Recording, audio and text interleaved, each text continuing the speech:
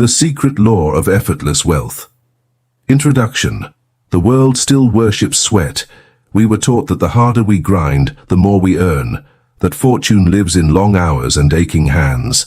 Factories once roared with that belief, steam rising like burnt offerings to the god of labor.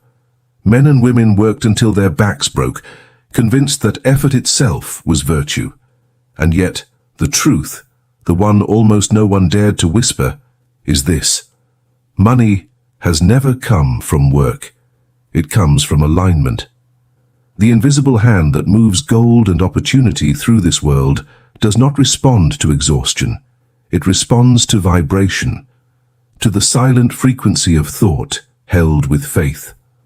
A century ago, a quiet man named Wallace D. Wattles discovered this truth and wrote it in words so simple that few believed him. He said, "You do not get rich by doing certain things, but by doing things in a certain way."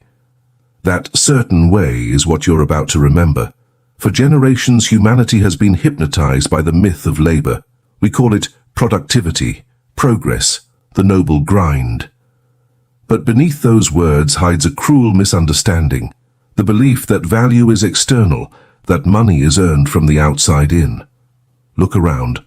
The world's wealthiest are not always the hardest working.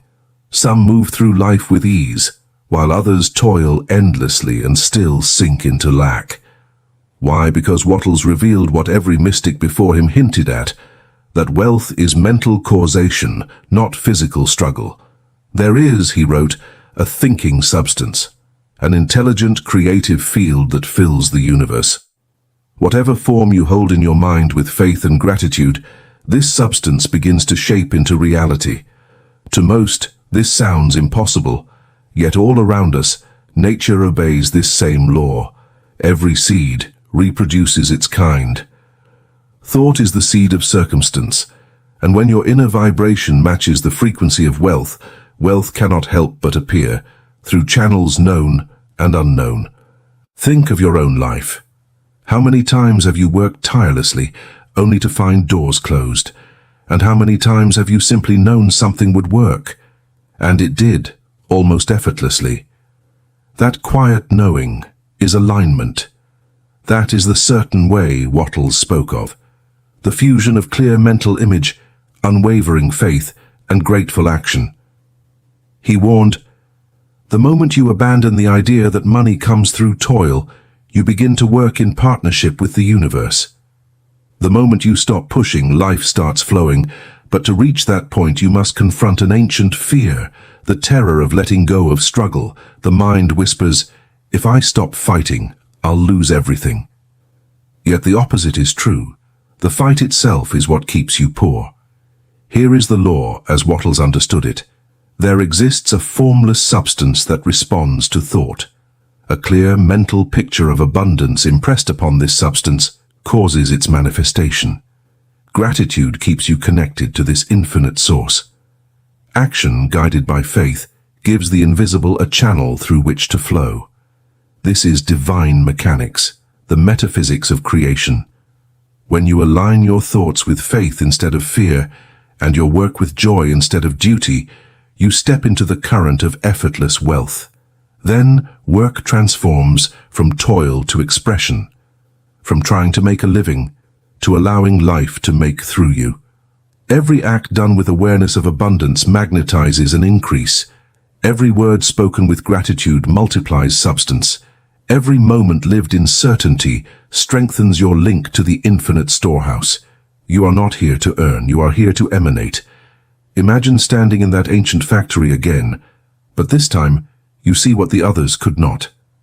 Behind the machines, beyond the sweat and noise, there is a quiet field of light, pure creative intelligence waiting to obey whoever dares to think differently. You realize the true labor is not of hands, but of consciousness. You no longer chase, you radiate. You no longer beg, you allow. You no longer say, I must work to earn, but I work to express the richness already within me. That is the secret of effortless wealth. Not a miracle, but a method. Not mysticism, but alignment with law. As you move into Chapter 1, the thinking substance, you'll see how this invisible intelligence has been shaping every event of your life, waiting for your conscious command. When you finally understand it, money ceases to be a struggle. It becomes a mirror. Because from this point on you'll know, you do not earn money, you summon it. Chapter 1. The Thinking Substance. The True Source of Wealth. Long before the first coin was minted, before banks or barter or the invention of trade, there existed something far greater, a living ocean of intelligence that filled the invisible space between all things. Wattles called it the thinking substance. He described it not as an idea, but as a reality, the primal essence from which gold, wheat, bodies, and worlds are shaped. Every tree, every thought, every human destiny arises from this unseen field. He wrote, "There is a thinking stuff from which all things are made, and which, in its original state, permeates, penetrates, and fills the interspaces of the universe. A thought, in this substance, produces the thing that is imaged by the thought." Pause for a moment and imagine that. An intelligent field surrounding you right now, waiting for your instruction. It breathes through your thoughts, hears your emotions, and responds to your certainty. This, not your job or your employer or your hours worked, is the true source of wealth. Humanity forgot this truth when it began to worship matter instead of mind. We learned to chase effects instead of mastering the cause. We began to dig for gold in the outer world, never realizing the gold mine was within. Wattles observed this error in his own era, a world enslaved by industry where men worked 16-hour days, yet remained poor in spirit and pocket alike. He saw that physical labor alone could not explain the prosperity of some and the poverty of others. If money were purely the result of effort, then the hardest workers on earth would be the richest. Yet the opposite is often true. He concluded, there must be a deeper law at play, a metaphysical law of creation, one that links thought to form, vibration to substance, consciousness to cash. The universe, he said, is not a machine but a living mind, and the mind that knows this truth can never truly be poor again. You've been taught to think of wealth as a competition, to believe that what another gains, you must lose. This is the consciousness of scarcity, the competitive mind which Wattles warned against. It breeds fear, jealousy, and separation. But the thinking substance is infinite. It cannot be depleted or cornered by anyone. It creates endlessly from within itself. When you understand that, everything changes. Consider this. Every time you envy another's fortune, you tell the universe, their wealth limits mine. But when you bless their abundance, you affirm, their gain proves mine is possible. The difference is energetic, yet it determines the entire trajectory of your life. Wattles taught that poverty is not a condition of circumstance, but of awareness. It is the result of thinking against the flow of creation, of imagining lack in an infinite field of supply. And once that field receives your thought of lack, it obediently manifests lack in form. You are right now surrounded by invisible substance waiting to shape itself into your idea of wealth. The only question is, what image are you impressing upon it? Wattles' discovery is both mystical and practical. He said that to manifest wealth one must form a clear mental image of the desired result, not vague longing but definite creation. Hold that image with unwavering faith, never doubting its reality.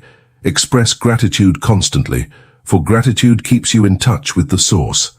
Act in a certain way, with purpose, efficiency, and joyful expectation, not strain. This is the true alchemy of wealth. Thought, faith, gratitude, action, manifestation. When you think richly, you magnetize opportunities. When you believe, you command substance to obey. When you act with gratitude, you give the universe permission to deliver. It's not magic, it's law. The law by which the seed becomes a tree and the idea becomes a fortune. Work then is not the generator of wealth. It is merely the stage upon which wealth appears. A gardener does not force a plant to grow by effort. He aligns with nature's process. In the same way, your role is not to push reality, but to hold the mental picture so faithfully that reality must yield to it. Think of it. The air you breathe is filled with this thinking substance. Every atom in your body is woven from it. It listens when you speak. It mirrors when you feel. It builds when you believe. When you truly grasp this, you stop begging life for scraps and start commanding it with reverence. You no longer say, "I must earn money," but "I must think and act in harmony with wealth." This is what Wattles meant by doing things in a certain way. Not the way of hustle, but the way of consciousness, calm, deliberate, creative. The rich man is not he who works hardest, but he who works with the laws of the universe instead of against them. As your awareness deepens, you'll begin to feel it, a subtle shift in your energy, a quiet authority that says, "All supply moves through me." And in that realization, work becomes sacred, not as a burden but as a joyous expression of divine creation. In the next chapter, The Illusion of Labor, we'll dismantle the greatest lie of all, the belief that money is the child of exhaustion. You'll see why struggle repels supply, and how faith, not force, opens the gates of abundance. Because once you understand the nature of the thinking substance, you'll never again mistake effort for power. You'll know the universe doesn't pay for toil. It pays for awareness. Chapter 2. The Illusion of Labor. Why Struggle Repels Supply. Picture the worker at dawn, his breath visible in the cold, his tools heavy in hand. He believes, as most do, that the sweat of his brow is what earns him survival. He wakes, he labors, he sleeps, and he repeats. Generations have done the same. Millions chained to the rhythm of labor, repeating a creed carved into the human psyche. Work harder, and you'll have more. Yet the paradox stands. Some work endlessly and remain poor, while others seem to attract abundance with little visible effort. Why? Because work, as society understands it, is not the cause of wealth. It's the echo of consciousness. The outer world simply mirrors the belief you hold within, and when that belief is in struggle, the universe, obedient as ever, sends you more struggle. Wattles saw it clearly in his time. Factories roaring with exhausted men, fields filled with bent backs, and yet all around him others becoming rich with ease. He dared to say what no industrial man would. It is not by hard work that men get rich, but by doing things in a certain way. That certain way was alignment, the harmonious cooperation between thought, faith, and action. Labor alone, disconnected from faith, becomes friction. Think of a wheel turning against the current. No matter how fast it spins, it makes no progress. That is the illusion of labor, motion mistaken for creation. Most people confuse the two. They run endlessly, chasing what could be magnetized effortlessly if only they would stop running and start aligning. To struggle for money is like trying to grab water with clenched fists. The tighter you hold, the less you have. This is where the illusion becomes dangerous. The world glorifies exhaustion, the grind culture that praises burnout as proof of worth. We wear fatigue like medals of honor and call it discipline, unaware that the frequency of strain is the exact vibration that repels abundance. Wattles warned against this mindset. To think that wealth is the reward of toil is to live in error. It is the result of right thinking and right action. Consider your own experience. Have you ever forced a project, pushing with willpower alone, and watched it collapse? Then remember another time when things simply clicked, when doors opened, when coincidences seemed to conspire in your favor. That's not luck. That's alignment. It's the universe responding to the tone of your energy, not the volume of your effort. The subconscious mind does not understand overwork. It only understands vibration. When your energy says, "I must fight for what I want," it translates that signal literally. You must fight. And so, life obeys, delivering more conflict, more resistance, more proof that you must fight. But the moment you affirm, I already possess the wealth of the universe, I merely allow it to take form, the struggle dissolves, and what once required force begins to flow. Here is Wattle's antidote to the illusion of labor, the metaphysical formula for true creation. Think richly. Refuse to think of money as distant or difficult. Every thought of hardship cuts you off from the creative flow. Replace I must earn with I must align. Act calmly. Work with intention, not desperation. Each act must be infused with the awareness that you are a channel for infinite supply. Let your movement be graceful, not frantic, for the infinite never rushes. Rest in faith. After doing all you can in the outer world, release the outcome. Faith is the act of energetic surrender, the proof that you trust the invisible to complete what you began. Live in gratitude. Gratitude keeps your vibration high and your connection open. It is the language of wealth, the heart's acknowledgement that supply is already present. Work then becomes sacred not because of its difficulty, but because of the consciousness behind it. Effort done in fear produces exhaustion. Effort done in faith produces expansion. The difference lies not in what you do, but in who is doing it, the fearful self or the aligned self. The illusion of labor dies the moment you understand this. You were never meant to wrestle with life, you were meant to collaborate with it. The universe is not impressed by struggle, it is moved by coherence.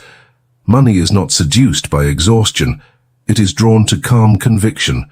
When your work becomes an expression of faith instead of fear, the magnetic field around you changes. You begin to notice synchronicities, unexpected clients, effortless promotions, inspired ideas that seem to arrive from nowhere. But they do not come from nowhere. They come from the thinking substance responding to your certainty. Wattles called this acting in the certain way, the ability to move through life knowing that you are not a beggar of the universe, but a participant in its creation. When you work from that awareness, even the smallest act carries the weight of divine energy. You no longer work to earn, you work to express. And expression is effortless. It is the soul's natural state. In the next chapter, The Creative versus the Competitive Mind, we'll explore the greatest fork in human destiny, the choice between the mind that struggles to get and the mind that knows how to create. One lives in fear of loss, the other lives in partnership with infinite supply. And from that choice, between force and flow, every fortune or failure on earth is born. Chapter 3. The Creative versus the Competitive Mind, the fork in human destiny. Two minds move through this world. One sees life as a battlefield, the other sees it as a canvas. One fights for every resource, believing the universe to be stingy and cruel. The other creates effortlessly, knowing the universe to be alive, generous, and infinite. These are the two minds that shape every destiny, the competitive and the creative. Wallace D. Wattles taught that the greatest mistake of mankind is to live in the competitive state of consciousness, to believe that in order for one to win, another must lose. He called it a disease of the race mind. And indeed it is. Competition is the child of fear. And fear is the signal that one has forgotten the truth. There is more than enough for all. Look at the modern world. Nations compete for dominance. Corporations compete for markets. Individuals compete for recognition, for validation, for survival. And yet in that endless chase no one ever truly wins, because the vibration of competition is separation itself. It tells the universe, I believe in lack. And so, lack becomes the governing law of one's experience. Wattles saw this even in his own century. Men trampling each other in factories, businesses collapsing from greed, dreams dying under the weight of envy. He wrote, "The creative mind knows no competition. It creates what it wants without taking away from others. The competitive mind imitates. The creative mind originates. The competitive mind fights for position. The creative mind expands the entire field. And because the creative mind lives in the vibration of increase, the universe rushes to multiply whatever it touches. Ask yourself, which mind governs you?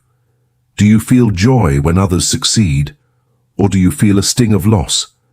Do you see wealth as proof of abundance, or as evidence that your share has been taken? Every time you resent another's success, you reinforce the idea that success is scarce, that there isn't enough room for both of you. And the moment you believe that, you unconsciously withdraw from the field of infinite supply and step into the prison of limitation. Competition creates tension, a subtle, energetic contraction that tells the thinking substance, I do not have enough. And since this intelligent substance mirrors every dominant belief, it echoes that scarcity back to you in form. Wattles warned that those who live in competition cut themselves off from the source because they are too busy fighting over the fragments of what already exists instead of creating something new. The creative mind, on the other hand, plays a different game entirely. It doesn't steal. It conceives. It doesn't demand. It receives. It doesn't envy. It expands. When you move from competition to creation, the universe stops mirroring your fear and begins amplifying your ideas. So how do you shift from the competitive to the creative state of consciousness? Wattles gave us the steps. Though he never used the language of psychology or quantum fields, yet his wisdom predates both. See the infinite everywhere. Begin by replacing the idea of scarcity with one of endless expansion. Every grain of sand, every leaf, every star is proof that the universe overflows. The source creates in excess, so must you. Rejoice in another's success. When you bless the prosperity of others, you signal to the universe, there is enough for me too. In that moment, jealousy dissolves, and your frequency rises to match abundance itself. Create instead of compete. Don't ask, how do I beat them? Ask, what can I build that no one has yet imagined? Every inspired idea that serves life multiplies your supply. Live in the consciousness of increase. Speak, act, and think in ways that make everyone and everything around you grow. To think increase is to tune into the divine heartbeat of creation. Wattles wrote, the creative mind is never anxious. It trusts in the power that works through it. When you create, you operate as an extension of the infinite, and the infinite cannot fail. Imagine the two roads before you. One leads into the noise of the marketplace, shouting, pushing, racing for more. That's the path of competition, loud, frantic, and hollow. The other path is silent, luminous, open like dawn. It's the path of creation, still, confident, unstoppable. The first path ends in exhaustion. The second ends in expansion. You must choose. Wattles' message is timeless because it isn't about business or economics. It's about consciousness. The creative mind is the mind of God expressing through you. And when you think as God thinks, you never need to compete, for you are the source itself in motion. As you move through life, remember this: whenever you envy, you contract. Whenever you bless, you expand. Whenever you compete, you block the flow. Whenever you create, you open it wide. To create is to agree with life. And when you agree with life, life agrees with you. In the next chapter, The Power of Definite Vision, we'll enter the heart of creation, the sacred act of imagining. You'll see how a single clear mental picture, held with faith, has more creative power than 1,000 days of hard labor. Because when your vision is definite, the universe has no choice but to obey. It's not about working harder, it's about seeing clearer. Chapter 4. The Power of Definite Vision, the imagination that commands reality. Everything that exists began as a picture in someone's mind. Before there was the palace, there was the plan. Before the bridge, the vision. Before the empire, a thought held long enough to call matter into order. Wattles understood this principle so completely that he made it the cornerstone of his system. You must form a clear and definite mental image of what you want. Hold this picture in your thoughts with fixed purpose and unwavering faith, and the thing you think about will be created. To him, imagination was not fantasy. It was divine architecture. When you think vividly and persistently, you are giving the thinking substance its blueprint. The universe does not respond to wishful daydreams. It responds to precision, to the definiteness of an image impressed upon it with emotion and faith. Most people never create, they drift. Their mental pictures flicker and fade with every mood. One day they desire freedom, the next they fear it. Their inner movie keeps changing, so the outer world never knows what to project. Wattles wrote that the average person moves as a ship without a chart or compass, tossed by conditions instead of commanding them. They pray for prosperity while imagining lack, speak of faith while vibrating fear, act with hope one moment and despair the next, and then they wonder why life feels inconsistent. A definite vision acts like gravity. It gathers the formless into form. An indefinite mind scatters its own power. Without a clear picture, the universe has nothing to obey. Energy answers direction, not confusion. Ask yourself, what image do I hold most clearly in my mind? Not what you wish you thought about, but what you actually revisit day after day. Is it abundance or anxiety? Is it freedom or the fear of failure? Every repeating image is a silent command to the universe. If you constantly imagine debt, struggle, or delay, the thinking substance obediently constructs situations that match those pictures. It is never personal. It is the law. That is why Wattles urged his students to see things as you want them to be, not as they are. Because the mind that clings to appearances keeps recreating appearances. Only vision, sustained, definite, emotional vision, can overrule the momentum of the past. Your outer life is a mirror of your dominant image. Change the picture, and reality begins to rearrange itself around it. Here is the practice of mastery, the art of definite vision. Withdraw from the chaos of appearances. Take time each day to enter silence, where the noise of circumstance cannot reach you. In that stillness, imagination becomes pure. Form a single vivid picture. Describe it in your mind until every detail feels real, the environment, the sensations, the gratitude of already having it. Emotion imprints the image onto the universal substance like fire on wax. Hold it with faith, not tension. Faith is a relaxed conviction, not a clenched will. The clearer and calmer your certainty, the faster the substance organizes itself. Refuse contradictory thoughts. Every time doubt arises, return to the picture and feel it again. Doubt is the only vibration strong enough to erase what faith has drawn. Act in harmony with the vision. Let your daily actions reflect the reality you've already accepted inwardly. The universe meets you halfway through circumstance, intuition, and timing. Wattles compared this process to an artist molding clay. Each thought is a touch of the hand. Each emotion adds shape. Gratitude fires the sculpture into permanence. Consider this: the richest person you can imagine, the inventor, the mystic, the builder of civilizations. They all used the same invisible tool you possess right now. Their outer achievements were simply reflections of inner constancy.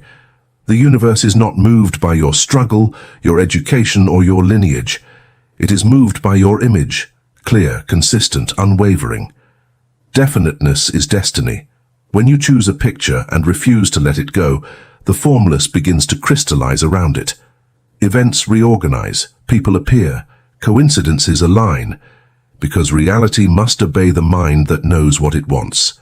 To live without a definite vision is to live as an echo. To hold one is to live as a creator. Wattles' quiet instruction still resounds. Think what you want, do not think of what you do not want. And that single command, practiced daily, has the power to alter the entire landscape of your life. In the next chapter, Faith, the substance of things desired, we will explore the bridge between thought and manifestation, the mysterious force that turns imagination into form. For even the clearest vision cannot live without the energy of belief behind it. Vision is the map. Faith is the current that carries it into reality. Chapter 5. Faith, the substance of things desired. There comes a moment in every creator's journey when the image is formed, the intention is clear, yet nothing has appeared. The mind wavers. Maybe it isn't working. Doubt creeps in like fog, covering the radiant picture once so alive. It is here in this sacred in-between that faith begins. Faith is not blind belief. It is spiritual eyesight, the vision that sees through delay into certainty. Wattles called it the substance of things desired. He meant it literally. Faith is the invisible material from which the visible is shaped. Where thought designs and imagination colors, faith provides the mass, the energetic density that pulls form out of the formless. Without it, even the clearest vision drifts like smoke. With it, mountains move, currents bend, and matter yields. Most people confuse faith with hope. Hope waits. Faith knows. Hope says, someday. Faith whispers, already. Wattles saw that the world suffers not from lack of opportunity, but from lack of conviction. Men and women pray for abundance while secretly expecting disappointment. They think two opposite thoughts at once, one of wealth, one of worry, and the universe, hearing both, delivers neither. He wrote, "To think faithlessly is to sever your connection with the source. You must know that the thing you desire is at this moment forming around you." That knowingness, quiet, unshakable, is what most have lost in an age that worships proof. We've been trained to believe only what we can touch, never realizing that touch itself is the echo of belief. The unseen must be believed before it can be seen. Think back to a time when you knew something good was coming. You didn't hope, you felt it. You spoke as if it were already true. And somehow, reality obeyed that tone of certainty. That vibration was faith. Not the ritual, not the prayer, the feeling underneath it. Every human carries a dial that tunes between fear and faith. Wherever the needle rests, reality begins to hum in harmony. Fear vibrates scarcity. Faith vibrates completion. The tragedy is that fear feels safer because it keeps us in control. Faith requires surrender, the letting go of how and when. But the moment you surrender, the law begins to work. The seed doesn't beg the soil for proof of germination, it simply trusts the process. That same law governs the seed of your desire. Faith is the atmosphere in which it germinates unseen. Wattles gave a simple yet revolutionary formula for faith in action. Speak the language of completion. Use present tense certainty, not "I will have wealth," but "wealth now flows through me." Words are creative sound. Faith gives them life. Feel before you see. Spend moments each day entering the emotional reality of fulfillment. Feeling precedes form. Emotion is the magnetic field that attracts conditions. Detach from appearances. Do not let visible lack cancel invisible progress. The field rearranges itself beneath the surface long before the flower breaks ground. Act as the channel, not the beggar. Work, plan, give, and speak as one who already lives in supply. Actions taken in certainty multiply results. Actions taken in desperation scatter them. Sustain gratitude. Gratitude is the maintenance of faith. It tells the universe, "I trust you, keep unfolding." Faith then is not belief without evidence. It is alignment before evidence. It's standing on unseen ground with the same confidence you have when standing on stone. When you hold that vibration long enough, the outer world has no choice but to conform. Imagine walking through life surrounded by an invisible orchestra playing a melody only you can hear. Everyone else listens for proof. You move to rhythm. That rhythm is faith, the song of what is becoming. Faith does not strain.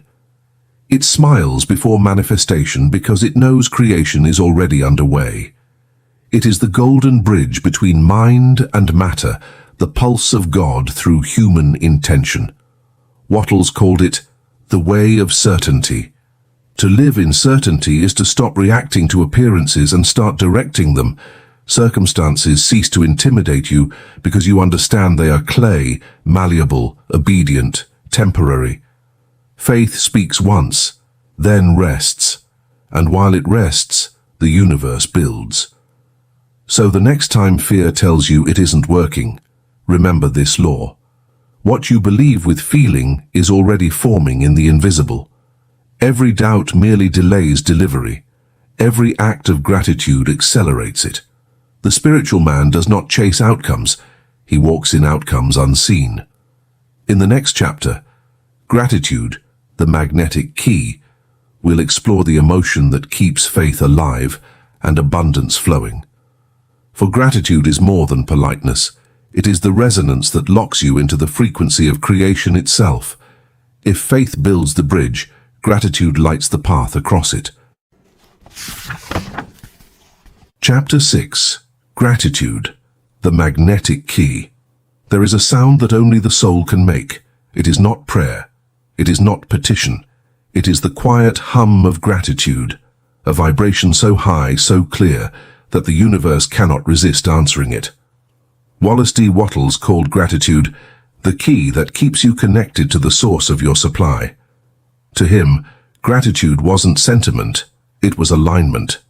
When you are grateful, you tune your inner instrument to the frequency of abundance.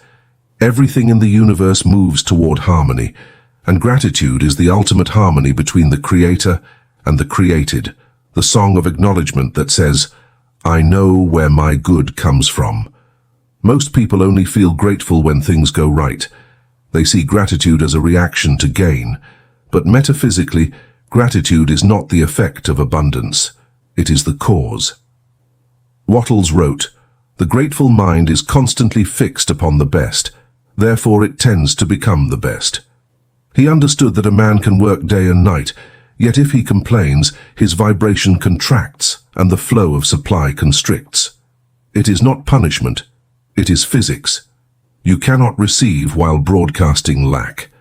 Every word of resentment, every sigh of dissatisfaction sends a signal to the thinking substance that says, I do not yet have enough. And since the universe mirrors belief, it obeys, sending you more lack to match your conviction. Gratitude reverses that signal instantly. It declares, there is abundance now. And the law responds in kind, expanding the field around you. To live in gratitude is to stand in the vibration of completion, even when appearances suggest otherwise. That is faith matured into peace. Look within. How often have you postponed gratitude? We say, I'll be thankful when I get the promotion, when I meet the right person, when I finally have enough. But by waiting, we push the frequency of abundance further away. We send the universe a message of delay. Not yet. Gratitude now is the bridge between the unseen and the seen. It doesn't wait for proof. It creates proof. Try this experiment. Recall a time you were truly thankful, when joy welled up for no reason. Notice the lightness in your heart, the calm that followed. That state of being is magnetic. In that vibration, you are already rich, because richness is a feeling before it's a fact. Wattles insisted that the entire process of mental adjustment and atonement can be summed up in one word: gratitude. It is the great harmonizer between thought and form. Here is how to practice the law of gratitude as Wattles intended. Begin and end each day with thanks. Upon waking, affirm quietly, I am one with the source of infinite supply. At night, give thanks not just for what happened, but for what is unfolding unseen. Gratitude at the edges of the day sets the rhythm for everything between. Be grateful for possibility, not only for possession. When you can thank life for what is still forming, you prove your faith to the universe. This accelerates manifestation, for gratitude is evidence of certainty. turn complaints into creations. When you feel irritation, pause and reframe. Even this serves my expansion. Gratitude transforms resistance into raw creative power. Express increase wherever you go. Speak and act so that every person and situation you touch feels richer for your presence. This is the practical side of gratitude. It radiates increase, and increase multiplies. Write it, speak it, feel it. Keep a daily gratitude record, not as a ritual, but as an energetic calibration. Feel the warmth behind each word. Feeling is what imprints the field. When gratitude becomes habitual, miracles become natural. Because you are no longer calling wealth, you are living in the frequency of it. The most magnetic souls in history all shared one thing in common: a thankful heart before evidence appeared.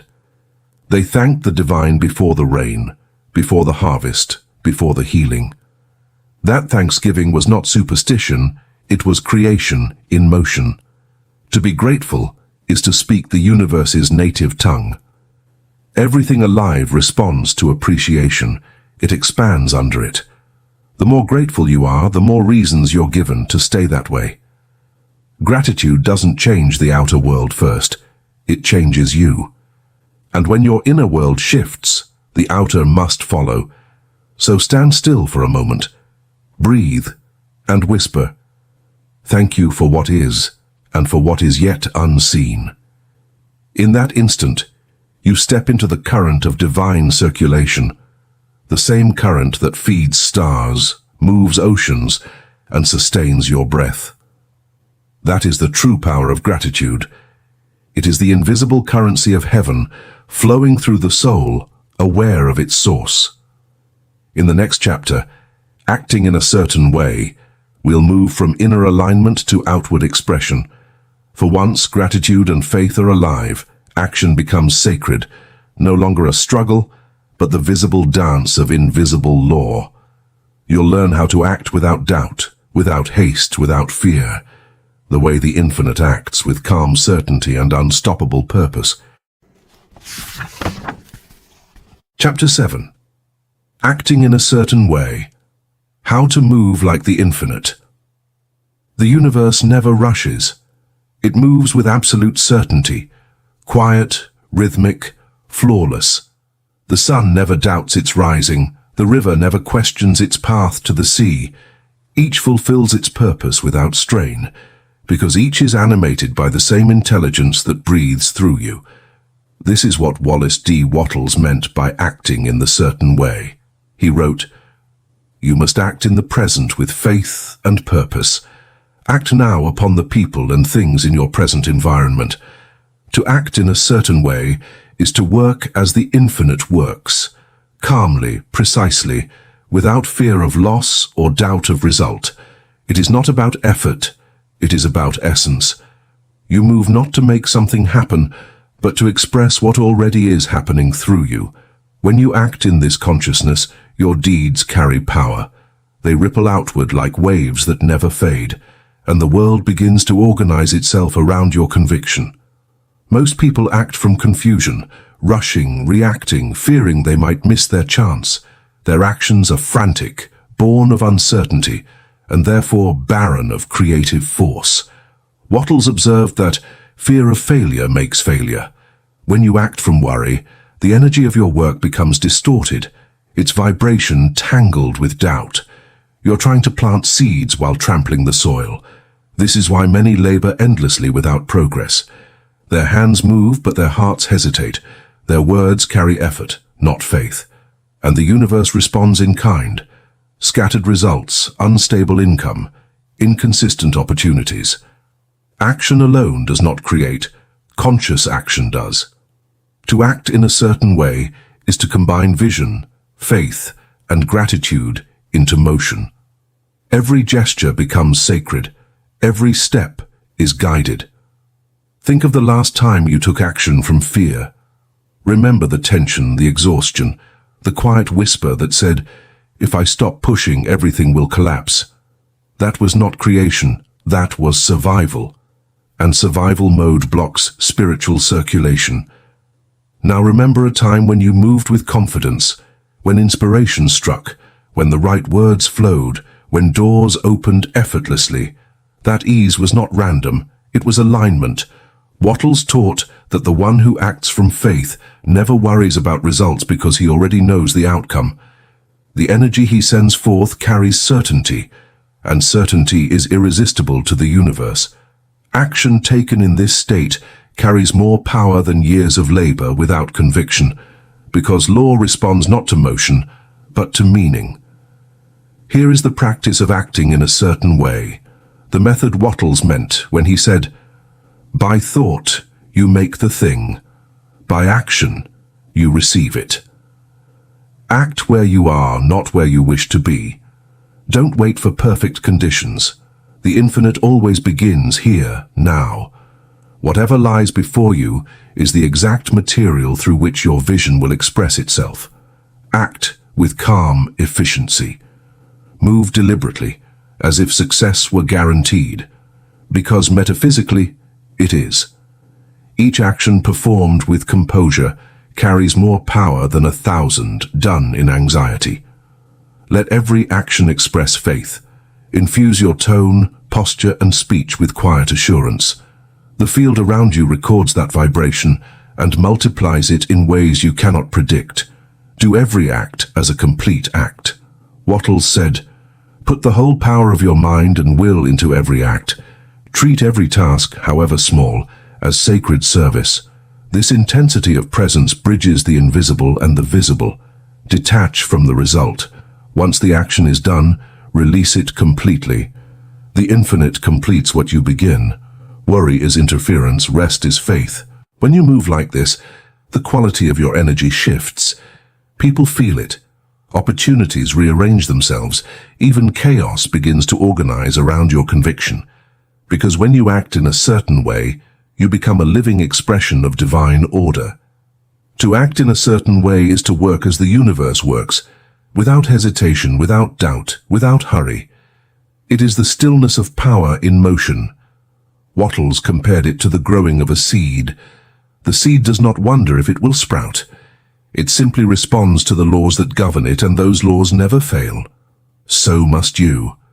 Act, not as a struggler reaching upward, but as a creator unfolding outward. Every task you do with faith strengthens your magnetic field. Every doubt weakens it. Therefore live as though your success were inevitable, because to the infinite it already is. The one who acts in this consciousness becomes unstoppable, not because he is forceful, but because he is certain. He is the calm at the center of motion, the point through which the universe expresses order into chaos. When your thoughts are aligned with truth and your actions flow from peace, you cannot fail. Failure can only exist where doubt remains. Act now. Act faithfully. Act as the infinite acts, with majesty, purpose, and serenity. For when you do, the universe moves with you. In the final chapter, the effortless stream of supply, we'll see what happens when all these laws, thought, faith, gratitude, and action, converge into perfect harmony. You'll learn how wealth begins to move toward you naturally, like a river finding its source. Because the universe cannot resist one who has become its reflection. There is no more trying, only allowing. Chapter 8. The effortless stream of supply, when the universe works through you. There comes a point on this path when you no longer chase the current. You become the current. What once felt like effort now feels like rhythm. What once demanded force now flows as grace. This is the moment when money, opportunity, and circumstance begin to move toward you as naturally as rivers seek the sea. Not because you are lucky, not because you have finally worked hard enough, but because you have entered alignment with the great circulation, the endless motion of divine supply. Wallace D. Wattles called this state living in the certain way. He said, "You can become rich without robbing or taking away from anyone, and by doing so you become a channel through which the universe increases life for all." When you reach this realization, wealth ceases to be something you earn. It becomes something that moves through you, blessing everything it touches. Most people never experience this effortless flow because they still believe they are separate from supply. They imagine themselves as beggars before an indifferent universe, asking for what they already contain. They cling to money, fear loss, compete for scraps, and pray for miracles while rejecting the miracle of their own consciousness. They dam the river with anxiety and call the resulting drought reality. But the universe has no droughts, only blockages of belief. Wealth is not a reservoir to be earned and guarded. It is a river that must circulate. The moment you hoard from fear, the current stagnates. The moment you give from faith, it accelerates. This is the paradox of divine economy. The less you cling, the more you attract. The more you give, the more you overflow. Look at your relationship with money. When it enters your life, do you breathe in relief or tighten in fear? Do you see it as evidence of security or as proof of how easily it could vanish? Whatever emotion you attach to money becomes the frequency that governs its behavior in your life. Gratitude invites it to stay. Fear drives it away. Wattles wrote that no man can be rich who has a poor mind, meaning not a mind empty of cash, but a mind full of worry. Because worry vibrates lack, and lack repels supply. Your task then is not to chase wealth, but to stabilize your vibration so that wealth can circulate freely through you. You are the riverbed. Money is only the water. When the channel is open, clean of fear, aligned in faith, the flow becomes constant. To live in the effortless stream of supply, see money as energy, not matter. It is the visible form of invisible movement. Treat it with reverence, not attachment. It comes and goes according to your inner flow. Keep circulation alive. Give freely, not as loss, but as participation in the universal rhythm. Every act of generosity expands your capacity to receive. The moment you let money move, you prove your trust in the source. Anchor every action in peace. The infinite never acts in panic. Move from calm assurance, and your field broadcasts stability, attracting resources and opportunities that mirror your stillness. Receive without guilt. Many repel abundance unconsciously by feeling unworthy of it, but creation cannot bless a vessel that refuses to open. Accept with joy. It keeps the current pure. Live as an instrument of increase. Let every person, place, and project you touch expand through you. You are the conduit through which the universe multiplies itself. To increase life for others is to ensure life increases for you. When you master these principles, money becomes the byproduct of something far greater, vibrational coherence with divine order. You are no longer working for wealth. Wealth is working for you. Imagine yourself standing beside a vast ocean. Each wave that breaks upon the shore is a form of supply, an idea, an opportunity, a flow of abundance. Yet none of it belongs to you exclusively. It moves through you, not to you. Your task is simply to remain open, rhythmic, and grateful. In that openness, you become the infinite's favorite instrument. You stop asking, "How can I get?" and begin asking, "How can I let?" How can I let more life flow through me? How can I let more good circulate to others through my being? And as you ask that, the universe answers with more to give, more to share, more to live. Because the law is perfect. To the one who circulates, increase is inevitable. When you live in the effortless stream of supply, there is no more fear of lack, no anxiety about timing, no guilt about success. You realize that money is not earned, it is expressed. You are not a laborer, you are a channel, and through that channel flows the limitless abundance of the infinite. Breathe it in. Feel it move through you. That is wealth, not the coin, but the current. Not the possession, but the participation in divine flow.